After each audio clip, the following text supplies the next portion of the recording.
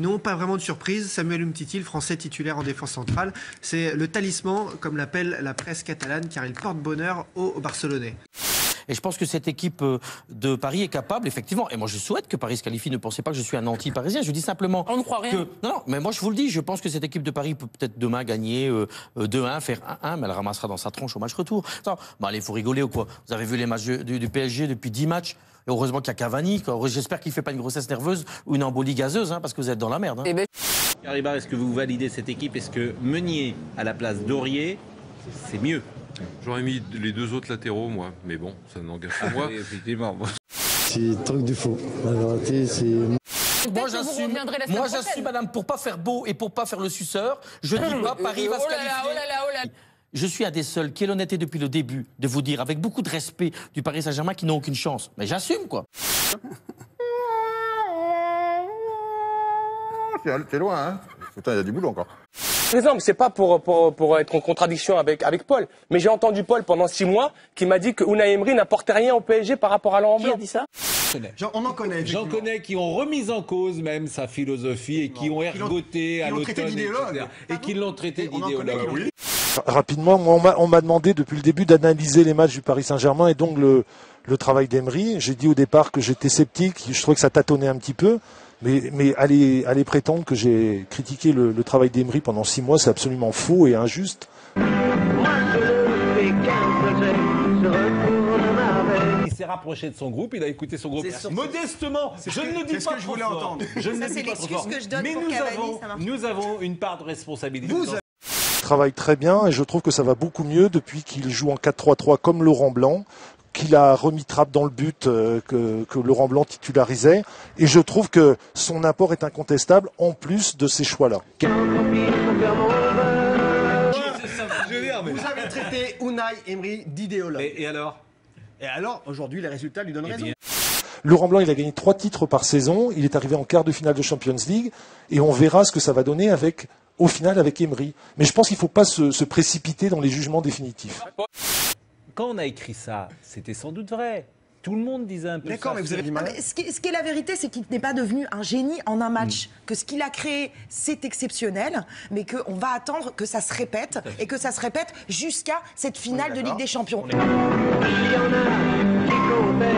C'est un très grand, c'est un très très grand. Dites-nous tout sur Unai Emery. C'est pas moi qui vais le dire. C'est-à-dire que ce livre, j'ai interviewé quasiment 50 personnes, dont des mecs qui n'ont pas joué avec lui, des mecs qui ont joué avec lui comme David Villa, Juan Mata, Negredo, Coquet et tout le reste. Donc des mecs qui, je pense, sont assez légitimes pour en parler sur tous les points, que ce soit tactique, psychologique et tout ça. Et même les mecs qui n'ont pas joué avec lui ou qui se sont frités avec lui sont quand même assez unanimes sur la personne et aussi l'entraîneur. Donc je pense qu'avant de déblatérer, on pourrait écouter ces mecs-là et faire le travail depuis ses débuts d'entraîneur jusqu'à aujourd'hui. Je vous remercie. Non, je suis pas sévère, je suis lucide sur Di Maria, moi. Moi, j'attends plus que ça sur un mec Attends, plus qu'un doublé contre le Barça. Mais... Oh, c'est gros.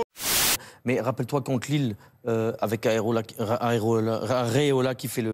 Parce que Trapp est supérieur à Areola, voilà. Séquence. Le Bastia est heurté involontairement, comme ça, hop, par le panneau d'affichage de l'arbitre, 4e arbitre. Cahuzac voit rouge, tape sur le panneau, carton rouge. Donc Cahuzac est-il coupable ou victime de sa réputation?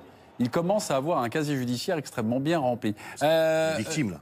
Victime? Ah bah oui.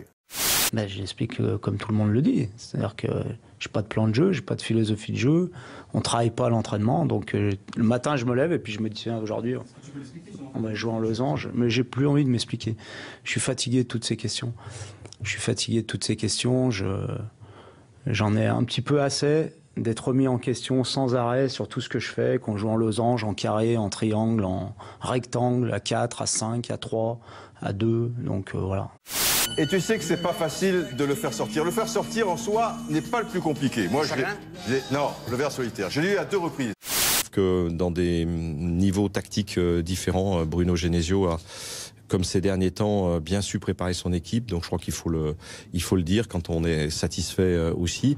Et puis pour ceux qui se sont trompés, ça fait du bien de reconnaître que c'est vraiment un entraîneur qui réussit bien, qui impressionne tout le monde, en particulier les étrangers. Parce que le ver solitaire, tu sais qu'il y a des milliers de petits anneaux, mais il faut voir si la tête est sortie. Et la tête, parmi ces milliers de petits anneaux, c'est aussi un petit anneau, mais il y a un point dessus. Donc c'est pas gagné. Sinon, ça repart pour un tour. Alors Rudy Garcia compte sur le 12e homme ce soir pour renverser l'ogre parisien. Réponse sur les coups de 23h ce soir au stade Vélodrome de Marseille. J'assume, voilà. Tout le monde est en train de rêver. À un moment, il faut. Tu vas pas gagner le tiers sec à un bonnet de maçon. Ce qui est sûr, c'est que l'OM est définitivement mieux armé qu'au match aller grâce à un mercato ambitieux. Va-t-il s'imposer ce soir? Eh bien, on va savoir dans quelques heures. Une certitude, le nouveau propriétaire, Frank McCourt, n'envisage rien d'autre que la victoire.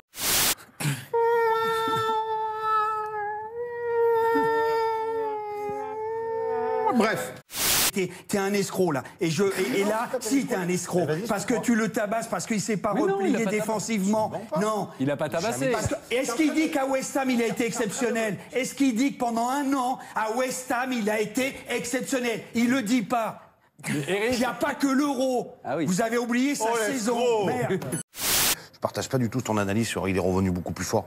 Payet sera beaucoup plus fort. Il y a eu l'Euro. Dis pas, il est moins fort. T'es le seul mec en France qui dit que Payet aujourd'hui est moins fort qu'avant. Ah bon, je suis le seul mec à avoir regardé l'Euro. Payet, c'est un joueur, il faut lui mettre des coups de pied au cul. Ouais. Il faut être derrière lui systématiquement. Il faut le faire bosser comme un malade. Moi, je te le dis.